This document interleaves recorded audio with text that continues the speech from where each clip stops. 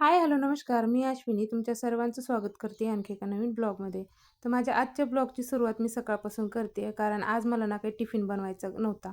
मुलांना आज सुट्टी होती आणि यांना जायचं होतं ड्युटीला. मग त्यांचाच तेवढा टिफिन बनवला आणि लगेचच मी इथं खाली आले, पार्किंग झाडली, पाणी शिपलं आणि रांगोळी काढली. घरात आल्यानंतर स्वयंपाक केलेली भांडी होती तेवढी भांडी घासून घेतली कारण मुलं काही उठलेली नव्हती. म्हणलं तोपर्यंत आपली ही कामं आवरून घेता येते. ते दोघं उठले ना की मग मला ह्या गोष्टी काही करता येत नाही. या गोष्टींना ना वेळच लागून जातो. मग हे कामं अशीच पडून जातात माझी. आज ना मला इकडून शूट करायचं होतं पण थोडा अंधार वाटत होता. पण माझा कॅमेरामॅननी सांगितलं की चल मी इकडून शूट करून देतो तुला.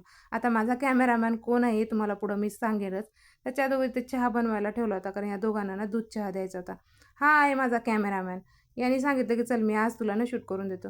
तुम्हाला कसा वाटला जे काही आत्ता मी करतानाचं शूट केलेलं होतं ते तुम्हाला आज कसं वाटलं मला नक्कीच कमेंटमध्ये सांगा. आणि आज ना मी खूप खुश होते कारण यांनी जे काही शूट केलं होतं ते एकदम क्लिअर असं ब्राईटनेस दिसत होती त्याच्यामध्ये. त्याच्यामुळे मी खूप खुश होते. नाहीतर प्रत्येक वेळेस शूट करताना ना खूप प्रॉब्लेम येतात. अंधार वाटतो, कुठं हललेलं असते, काही वेगवेगळ्या गोष्टी होतात त्याच्यामध्ये. तर आज एकदम परफेक्ट शूट केलं होतं ह्यानी. तुम्हाला कसं वाटलं नक्कीच सांगा मला. आता इथं आम्ही मायलेकरं ना तिघंच मस्त असे चहा, टोस्ट वगैरे बसून खात होतो. हे नसले ना की मग आम्हाला आमच्या तिघांनाच बसून खावं लागतं.